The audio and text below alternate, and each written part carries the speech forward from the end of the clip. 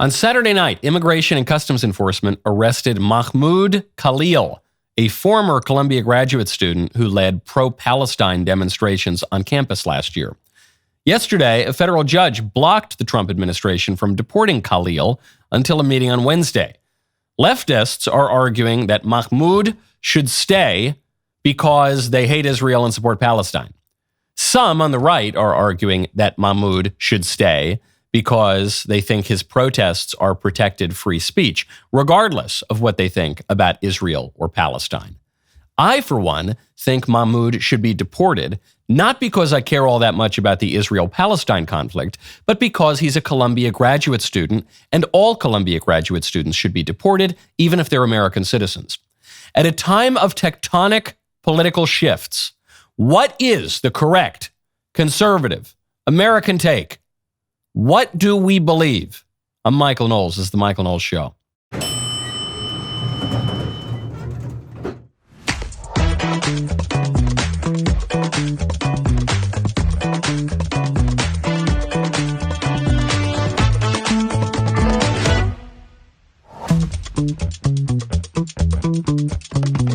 Welcome back to the show. You want to talk about ideological confusion? There is a funding bill that is before Congress right now that President Trump is in support of. You got a member of Congress and Thomas Massie who says he's going to vote no on the bill. And you got President Trump comparing Massie, who is arguably the most right-wing member of Congress, to Liz Cheney and saying that he's going to primary him. So which side are we on? What do we believe? What are we doing? I know one thing I'm doing. I'm getting myself the Mayflower Cigars Captain's Capsule. That's right, baby. I've been very excited about this product, and it was getting delayed in shipment, and I haven't talked about it at all. It is graduation season. It is soon to be Father's Day season. It is wedding season. This is the gift. You get the Captain's Capsule. It is the perfect gift for graduation, for Father's Day, for weddings. Have a few of these hanging around. You pop open the little capsule. Oh, I'm waiting for it to pop open like it's a, look at this. You get a little cool can in there. So you take it, just like you're cracking a nice cold one. You open up that can, sealed for freshness, so you don't need to worry about your cigars drying out. And then you get this beautiful assortment of 8 cigars. I'm not going to take them all out, but you get the picture. You get some of the dawn, you get some of the dusk. It's nice, okay? You don't need to worry about transporting it. You don't, oh no, are the cigars going to get crushed? Are they going to dry out? No. The Captain's Capsule has you covered. Get yours now before they sell out. I don't want to hear about it. Oh, my son didn't get one for graduation. Oh, my husband didn't get you got warning. Now, before we get into any actual news or stories or anything, I want to tell you about Public Rec. Go to publicrec.com, use code Michael. Everyone deserves to be comfortable while looking sharp. That is exactly what Public Rec delivers. Before Public Rec, how many of you had to sacrifice comfort for a nice put-together style? You know, you get the stiff, scratchy, odd sizing. All comes with the territory of a sophisticated look. Or so you thought. But now I am a changed man because I have sweet, sweet Public Rec pants that offer exceptional comfort and versatility with a professional silhouette that transitions seamlessly from demanding workdays to relaxed evenings. You really can wear this fabric anywhere. In fact, I even wore it out in the snow. One time when it snowed in Nashville, I went out and played with the boys. It's fabulous. As we head into the warmer months, they have a complete collection of premium everyday styles, from perfectly fitted polos to comfortable shorts, each piece designed with the same attention to detail and commitment to comfort. Comfortable enough for the couch, sharp enough for the city. For a limited time, you can get 20% off at Public Rec by using code Michael, M-I-C-H-A-E-L, at checkout. Just head to publicrec.com, use code Michael, M-I-C-H-A-E-L, and you're all set. When they ask how you found them, you know what to do. Tell them that I sent you. Upgrade to Public Rec and feel the difference. Before we move on from this Columbia grad student, or former Columbia grad student, I should say, what do you think? I bet there are many of you in the audience who are so certain about your political views. Whenever you see a news story, you say, I immediately know this side is right, this side is wrong. These people are going to be on this side, those people are going to be on that side. But this one is dividing people, even on the right. You have some who are saying, look, this guy, he supports a terrorist group. He is not an American citizen. Get him out of here. Who cares? Even some people say, I really support Israel. Israel's one of my most important issues, and this guy hates Israel, so deport him for that reason. But there are going to be some people who say, look, Well, there could be some people on the right who say, I don't like Israel, and so I actually like this guy that he's pro-Palestine, he should stay here. But there could be some people who say, even though I'm the most ardent pro-Israel supporter in the whole world, I think this man has a right to free speech, and he can lead protests, even if they're disruptive, even if they threaten students, even if they cause all sorts of problems. I'm a little bit simpler about it, I guess. I try not to get too lost in the ideology of constantly talking about rights, and in the ideology of liberalism, and in the ideology of free speech and academic freedom and thisism and thatism. I look at it, I say, okay, is this guy, he's a citizen or he's not a citizen? Oh, he's not a citizen. Okay. He's not even a student anymore. He graduated in December. Okay. So he's not a citizen, which means he has no right to be here in the United States. I look at the protests that he was involved in.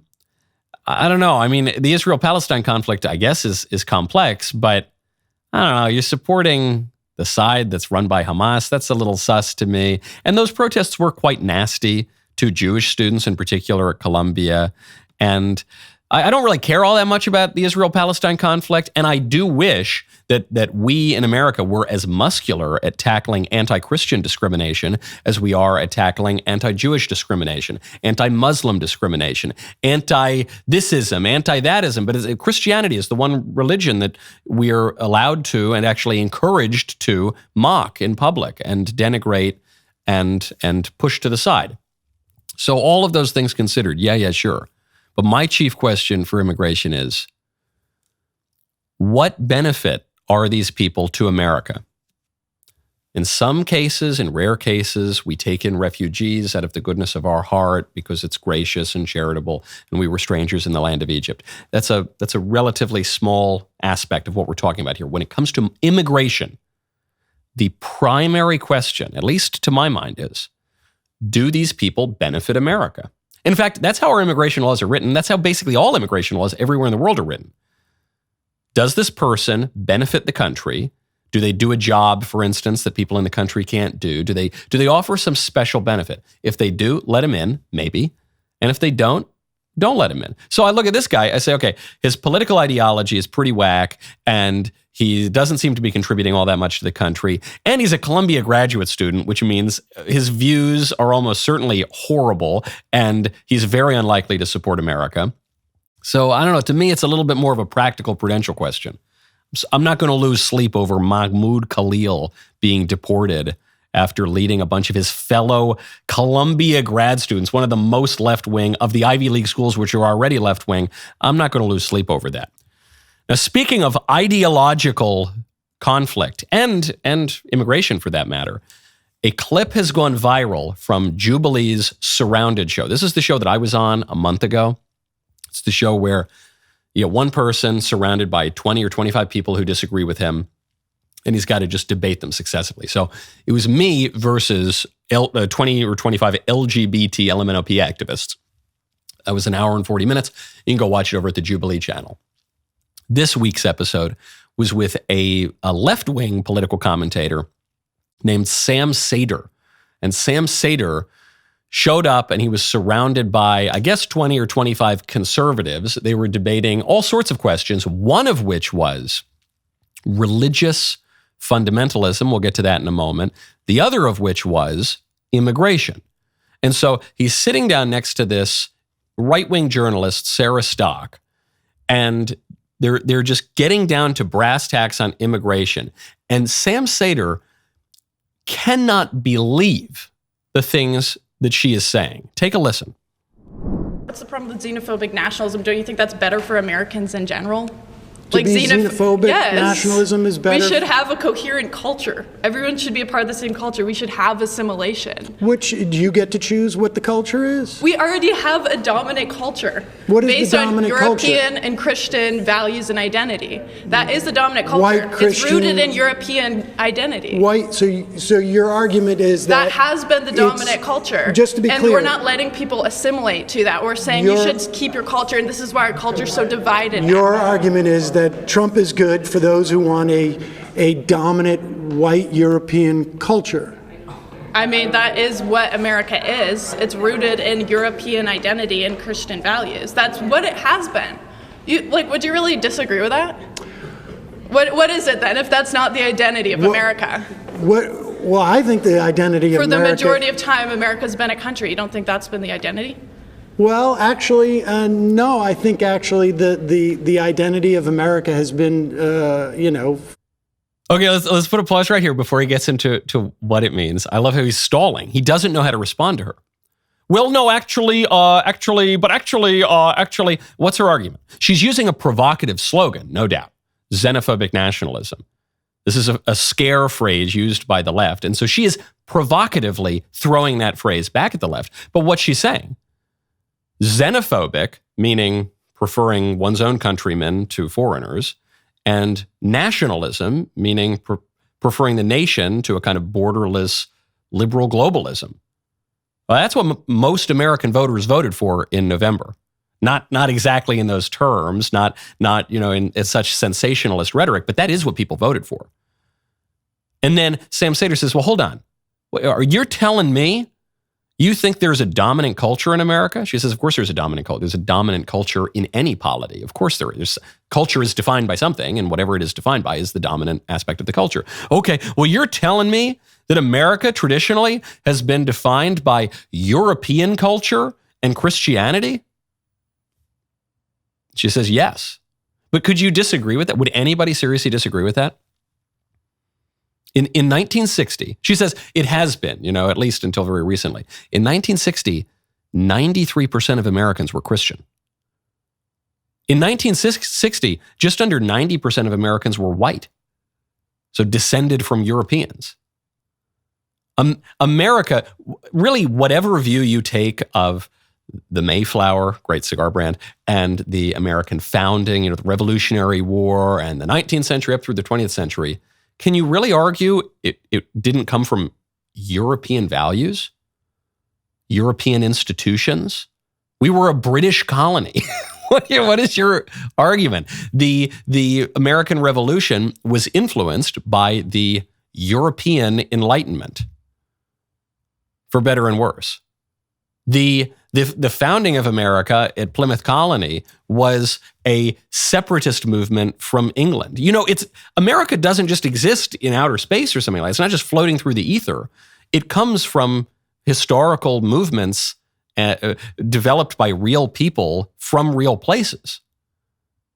You might say, well, that's terrible. I hate Europe. Or you might say, that's terrible. I hate Christianity. I wish America weren't like that. You can make that argument. The left makes that argument all day long.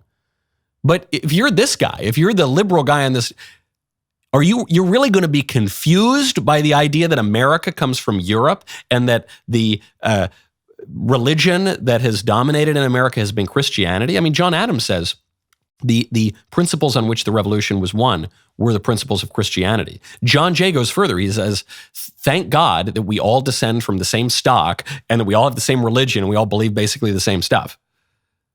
And you can find similar writings throughout many, many other founding fathers and framers of our Constitution.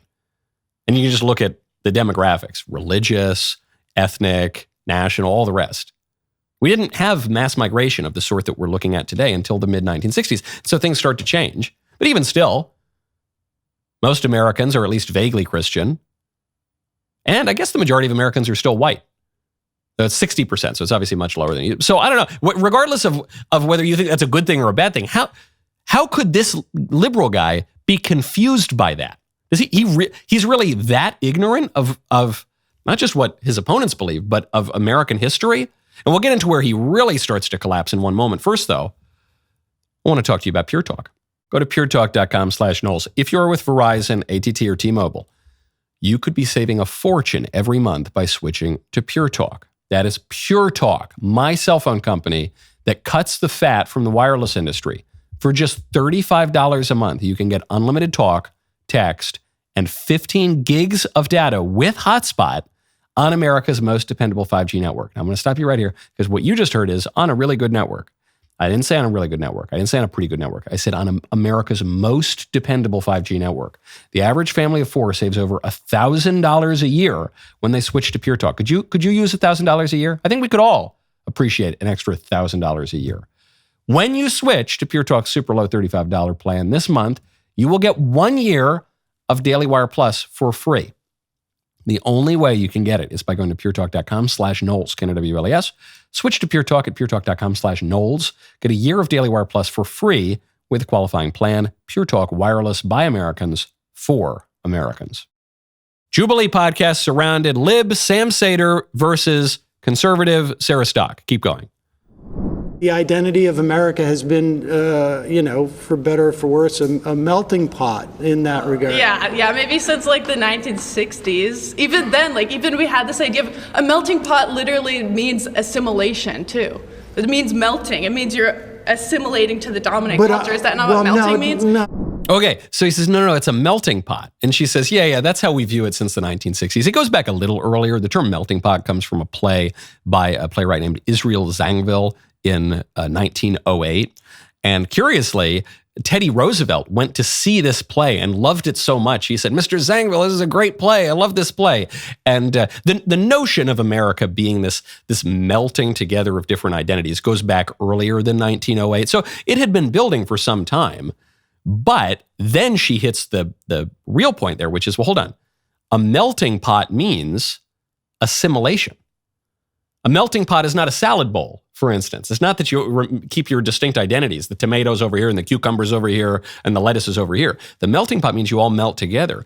And Zangwill, who wrote the play, The Melting Pot, actually explained this 5 years after it was first produced. He said, the process of American amalgamation is not assimilation or simple surrender to the dominant type, as is popularly supposed, but an all-around give and take by which the final type may be enriched or impoverished. So he's saying, it's not that you totally give up your identity. When the Italians came here, for instance, they didn't totally give up their identity. When the Irish came here, they didn't totally give up their identity, but they largely did. To the point that, just to use the Italians, partially my people as an example, you can no longer predict an Italian American's political views and behaviors based on their ethnicity. You get Nancy Pelosi on the left. You get Antonin Scalia on the right. You get Andrew Cuomo on the left. You get Michael Knowles, who that's the English name from my father's side. But, I got a lot of Italians on the other side. On the right. You can't tell. The Italians have assimilated. And they've added to American culture. Mob movies are a big part of our popular entertainment. People really love pizza. Certain Italian expressions have gained traction. But they've also surrendered a lot of Italian stuff. So what Sarah Stock is saying here, the point she's making is almost entirely correct. She says, look, we're not just a melting pot. Like, we come from a real culture. But even if we were a melting pot, that means that you do at least largely give up your identity. You contribute a little, but you give up your identity to assimilate to this new kind of identity, which is the American identity. And then they conclude on the biggest head scratcher. And now instead we're saying there's something wrong with xenophobia. Culture. No. I mean, look, I got to be honest with you. You and I have a fundamental disagreement. We will never see eye to eye on this. It's a choice. And people, I think what you're expressing, though, is really what the Trump movement at its heart is about. And I think that's problematic. I disagree. I don't think Trump's anywhere close to being a Christian nationalist. That's ridiculous. Trump's basically a Democrat from 15 years ago when it comes to social issues. So you don't. I love this point. And I think President Trump would agree with that. I think a lot of Trump voters would agree with that. It's he's waving the rainbow flag. Trump he doesn't care that much about, hard right-wing traditionalist social conservatism. That's how he got people like Bobby Kennedy and Tulsi Gabbard and Joe Rogan and most voters to vote with him. He's the center. Trump is the center. Trump is the mainstream. It's the left that is extreme now. But Trump is, he's not Sam Seder saying, well, this kind of extreme right-wing rhetoric, that's why people vote for Trump. She goes, what are you talking about? He says, I just disagree with you. I got to be honest with you. Whenever someone says, I got to be honest with you, as a preface to their statement, what they are admitting is that they are regularly not honest with you. They previously have been dishonest with you. So he says that. He says, well, I got to be honest with you. I just don't agree that America, what? That America has a religion? You don't agree. You don't agree. We have In God We Trust in our national anthem and on our money. We were founded by people who called themselves pilgrims. Okay? The founding fathers and the framers wrote extensively about the importance of Christianity to the country. And you're telling me we don't have a religion. We don't have a founding stock of people. No, not England. It's not the Dutch. It's not, it's Martians. I don't know what it is. There's no religion. There's no founding stock. There are no traditions. There's no common morality. There's really no geography. So what is America? Matt Walsh asked this question yesterday. It's probably going to be his next movie. That's going to complete the trilogy. What is America? But the answer from the libs on the left and the right is, well, America's an idea. Merely an idea. Floating in outer space, in the ether. Except, when they say that, they say, America's an idea. You say, okay, what's the idea? At least the people who say that on the right, well, they'll say, well, it's the idea of individual liberty, and it's the idea of free association. And they'll give you some answer from late 20th century libertarian readings of the American founding. And it might be right, it might be wrong, but at least they'll give you an answer. You ask the left, what's the idea of America?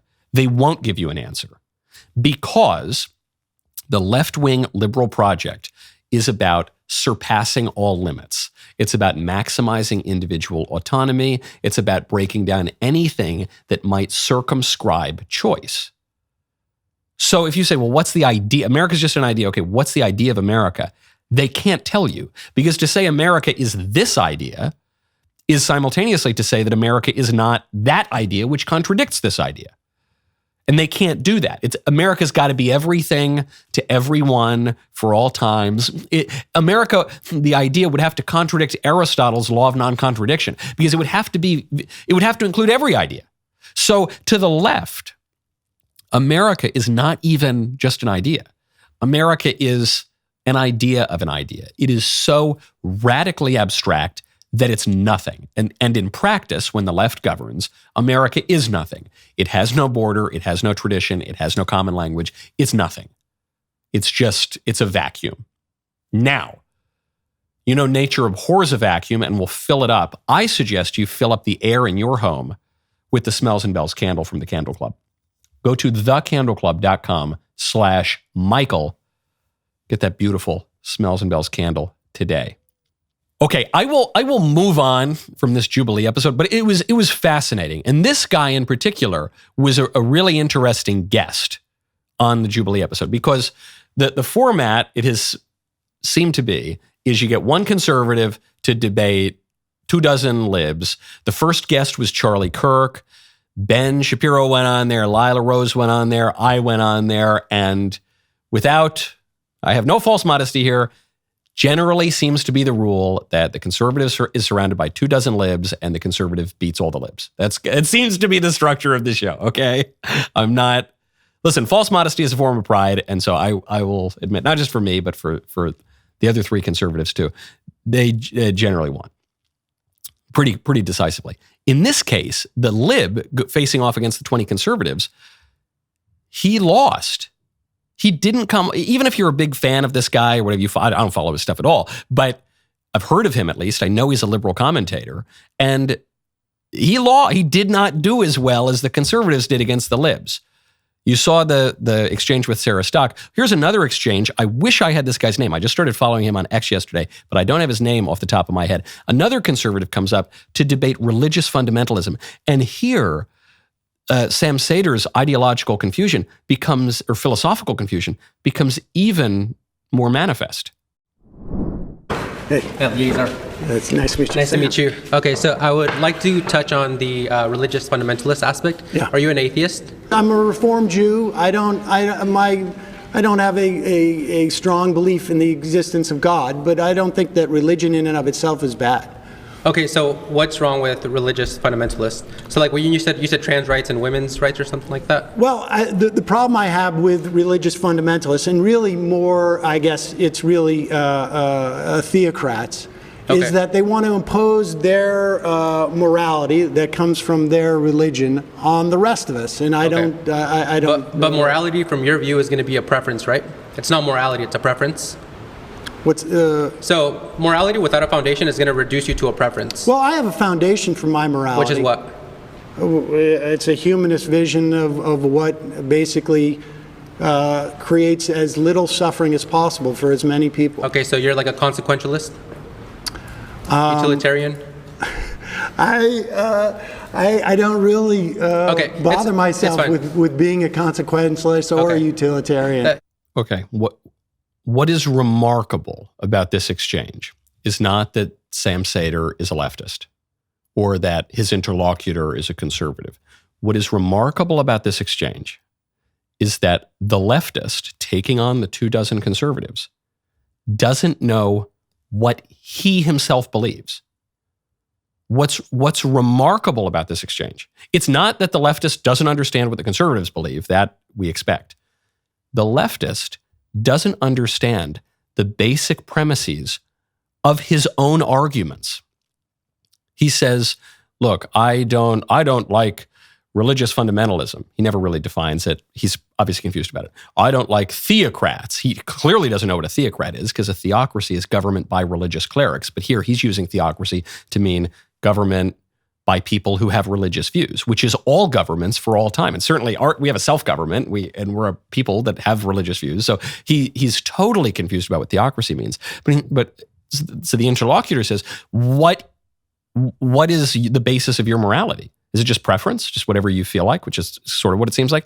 And Seder says, no, it's not that. And he's kind of stumbling around. He says, I want to reduce suffering for the greatest number of people possible. Okay, now that is a moral view. That is the view of Peter Singer, for instance, who is a professor at Princeton. And the interlocutor rightly says, he said, okay, so you're a consequentialist.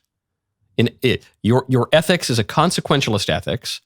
And Seder looks really confused. He says, humana. He says, utilitarian. Utilitarianism is a subset of consequentialist ethics. And Seder looks at him and says, I'm not a consequentialist or a utilitarian. But it wasn't like really a question to him. The interlocutor was helping him. He was saying, the thing you've just described by definition is a form of utilitarian ethics, specifically one advocated not even just by John Stuart Mill or Jeremy Bentham, but most recently by Peter Singer. That's your view. And so the question then becomes, well, why is that your view? I guess the grounding of my ethics is that good is to be done and evil is to be avoided. That's different than his utilitarianism, which is just minimize suffering for the greatest number of people possible. It reveals a great distinction between classical political philosophy and liberal political philosophy. Classical political philosophy pursuing the greatest good, the summum bonum, the common good, recognizing that there is such a thing as a common good in society. Liberal political philosophy, beginning with Thomas Hobbes, saying that basically there is no common good, we can't really understand a greatest good. The only thing that we could even define as a common good is peace to save us from the war of all against all, in which life is nasty, brutish, and short. And so really what we're after is not pursuing the greatest good, but avoiding the greatest evil, which is death, suffering and death. That's kind of where that comes from. So it's an interesting political divide, and it could have been an interesting conversation, except the left, this guy showed up. He's supposed to be one of the better people on the left to articulate his views. He doesn't even know what he believes. Also, it's not like this guy's 22 years old. I think this guy's pushing 60, okay? This guy's had a long time to figure out what he thinks. He doesn't even know what he thinks. I think this is true broadly with the left, and it's why our political debates are largely fruitless. And this is backed up by social science, by the way. I think Jonathan Haidt did a paper on this. It's not just that we're speaking past each other. It's not just that, we have an irreconcilable first principles or something like that. It's even more basic than that. The right understands the left and the left doesn't understand the right. And so when the left is simply making arguments from ignorance, the bases of which they themselves don't understand. Now, speaking over confusion on what we believe, you got to watch the Jubilee episode. It's fabulous. Speaking of confusion over what we believe, Dylan Mulvaney, he's back. He needs a little press. He'd been out of the news for a year or so. And so he's got a book. We covered the book on the show a week or two ago, a little bit from the first part of it. Now he's doing the media tour. He goes on The View, and forget about Dylan Mulvaney, even forget about the transgenderism issue, which I'm sick of talking about. Just pay attention to how Whoopi Goldberg, a chief spokesman of the American left in pop culture, because she has the seat on The View for many years, notice how little she understands about the view that she is proposing. I'm not sure what's going on or why this is an issue. The same for me as when people say, oh, you know, I don't know how I feel about you. You do. God doesn't make mistakes. No. And the challenge is not to the trans people, it's to the people who are not trans. That's what God is looking to see, how you treat people. Yeah. That's absolutely right. Is happening. Absolutely. The argument is transgenderism is true. Men can be women. Men should be permitted to behave as women. Men should be permitted to undergo mutilations, to radically change their bodies, chemical procedures, psychiatric treatment, perhaps all the way down even to little children. They must be permitted to do that because God doesn't make mistakes. You can't. You catch the contradiction there? Listen, Johnny, you're a boy, you got all the boy parts and the boy DNA, and you've been Johnny your whole life. But now you say that you're Sally. And you say you were born in the wrong body, and your true identity doesn't match the body in which you, the true you, were born. And so you must undergo very expensive, very painful medical experiments to change your body to better align with your perceived understanding of yourself, because God doesn't make mistakes. Right, God doesn't make, if you want to take the God doesn't make mistakes, obviously God in principle doesn't make mistakes, though that doesn't really tell us about the point Whoopi's trying to make here. But if you say God doesn't make mistakes, then you would say, yeah, transgenderism's fake. God doesn't make mistakes. You're a boy. Now, what is needed here is just a more thorough and coherent anthropology, because God does not make mistakes. God does not do evil. And yet, mistakes are made in the world, and evil exists in the world. So how do we account for that? Whoopi's confusion, a lot of the left's confusion in political philosophy, by the way, comes from their inability to understand original sin. The fact that they took original sin, the Christian concept, Christianity, which built our civilization, and they just throw it out. They don't like the idea of original sin. But original sin is not some prescription about people. It's a description. It's just a fact of the world. It's a fallen world. So how do we make sense of that? Even little babies, they don't commit any personal sin, and yet bad things happen. And they do bad things, even though they're not totally aware of it. How do you make sense of that? Well, there is original sin. Okay, so if you can make sense of original sin, where does original sin come from? It's because human beings have abused their free will. So it's not God doing the evil. It's not God making a mistake. It's man abusing his free will. And in the Christian understanding, then, you would say, well, look, maybe God didn't make a mistake in the evil that pervades the world, but he definitely made a mistake in creating the world, because he created a world in which human beings would abuse their free will. And so that itself was a mistake, right? No. Christianity accounts for this too, in the fact of the incarnation and the atonement.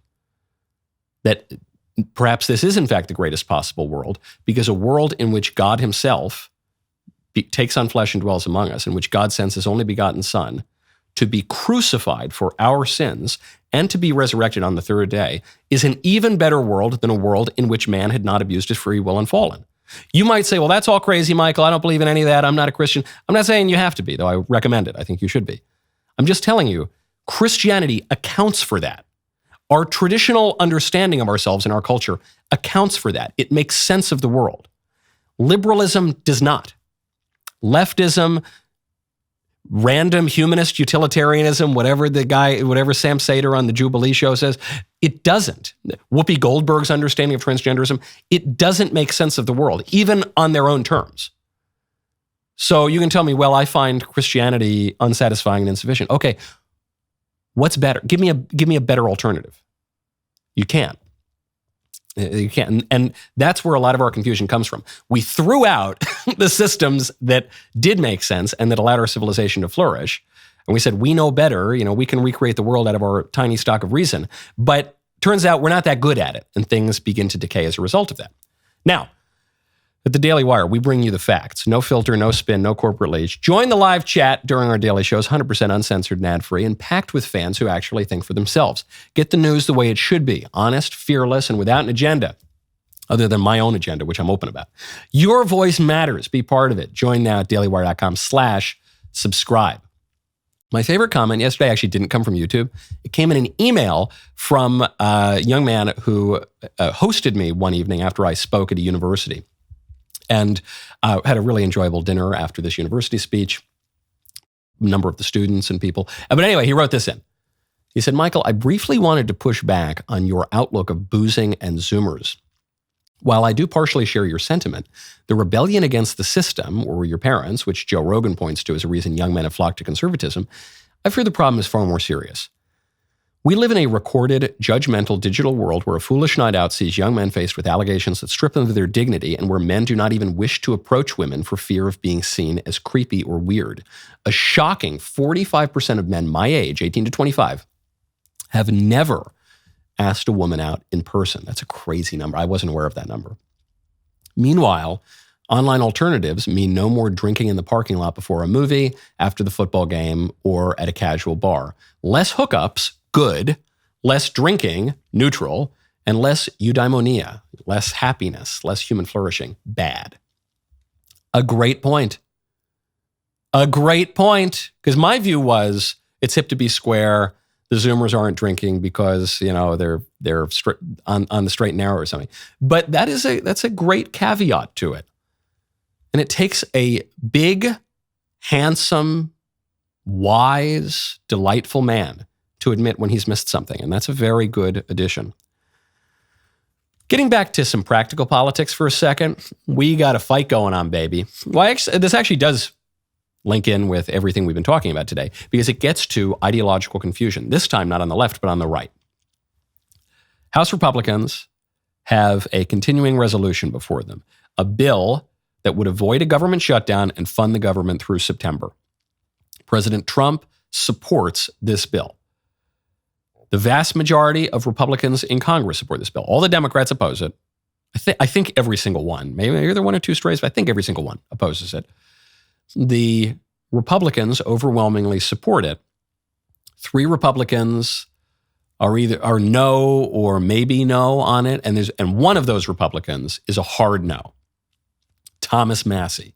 What's really interesting about this is Thomas Massie is regularly considered one of, if not the most right-wing member of Congress. But he says no. So first, what's in the bill? The continuing resolution increases defense spending by $6 billion. It decreases non-defense discretionary spending by $13 billion. So non-defense discretionary spending excludes things like Medicare, Medicaid, Social Security, which the libs have been fear-mongering on for decades at this point, saying Republicans want to throw Granny off a cliff and kill your Social Security. Some Republicans have been open to it. Trump, though, consistently for his entire political career has said, we're not going to touch entitlements. We're not touching Social Security. We're not touching Medicare or Medicaid. Now, that's non-discretionary spending. That's money that just has to be spent. So the $13 billion that's being decreased is out of money that is not spent on defense, and it's not mandatory spending. There is not a single earmark in this bill. Pork barrel spending, community projects, which is how members assent to give their vote to a lot of bills, is they'll say, well, look, I'll give you my vote, but you got to build a $10 million bridge in my district. It doesn't even need to go anywhere. It could be a bridge to nowhere, but you got to build it. And so there's a lot of federal spending there.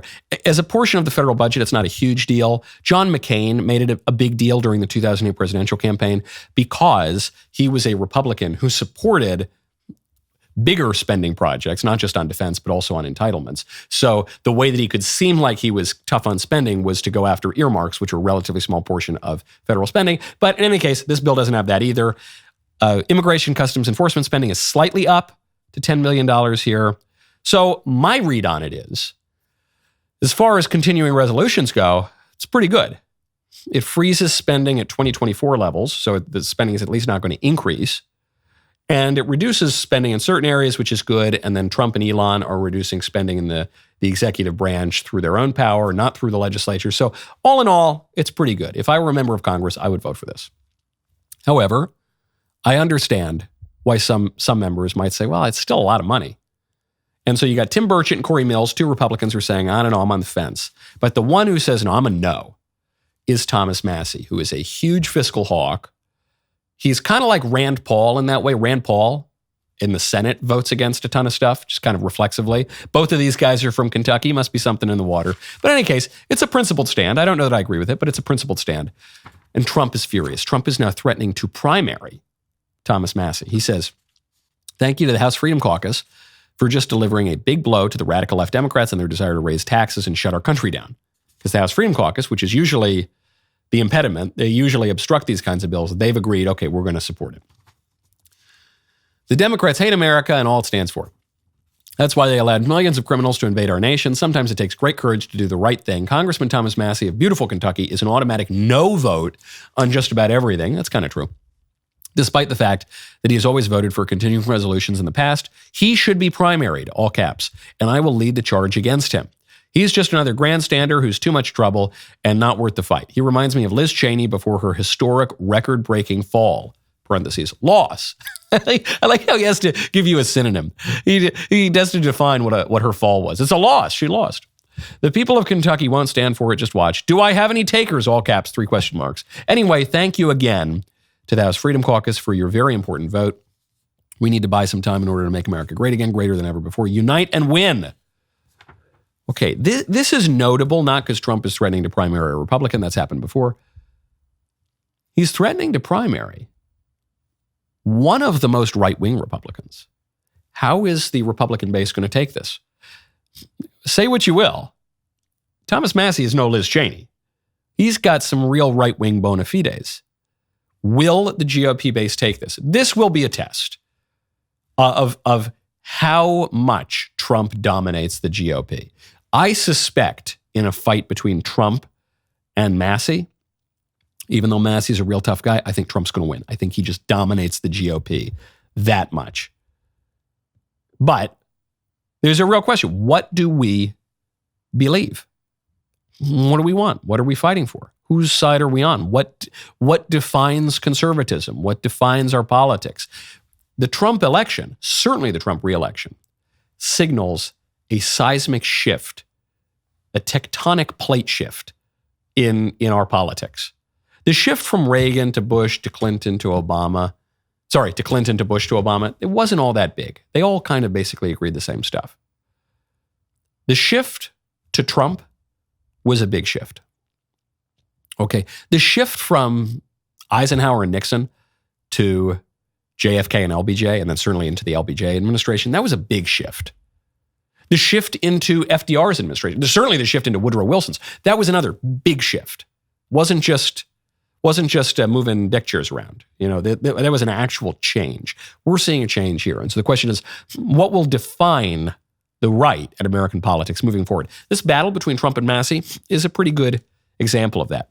Okay, there's a story I really want to get to. I don't know if I have time, though. Well, I will. I'll get to it. I'll get to it really quickly. The Financial Times has a woman's guide to wearing ties. Woman's Guide to Wearing Ties. FT, women should wear ties. The latest female power dressing flex is women wearing long neckties. I can get to this story very quickly because my advice is very simple. Don't do it. It makes you look like a lesbian. Neckties are good. Men should wear more neckties than they do. I'm guilty of this. I don't wear a necktie on this show. I probably should. Neckties look good. It completes an outfit for a man, but it's for a man, not for a woman. The FT is admitting this when they say it's a power dressing flex. And power is traditionally understood as more a male virtue than a female virtue. Women have plenty of power in their own right, but it's a little bit different. When the women try to be the girl boss in the boardroom, that is women consciously taking on virtues that are traditionally ascribed to men, not to women.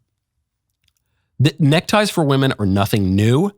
They have popped up for over 100 years, but it's always by women who are trying to be more like men and who are probably disproportionately lesbian, if we're being totally frank about it. Okay, it's the suffragettes, for instance, wore neckties. Feminists of 150 years have worn neckties. Ladies, don't do it. You have real power in your own nature. You don't need to. I'm not saying you can't go work in public. I'm not saying you can't do this. I'm not saying you can't do plenty of things that men do that you want to do. But trying to be a man is not expanding your power. It is limiting your power by saying that the only kinds of virtues that are to be pursued, that have any value, are the virtues that naturally attain to men. Okay, you're a woman. It's good. That's something. I can't be a woman. Men are dressing like women. Women are dressing like men. It's very confused. Ideologically, very confused. Anthropologically, very confused. It's Tee Tuesday. The rest of the show continues now. You do not want to miss it. Become a member. Use code Knowles, KNWLES at checkout for 2 months free on all annual plans.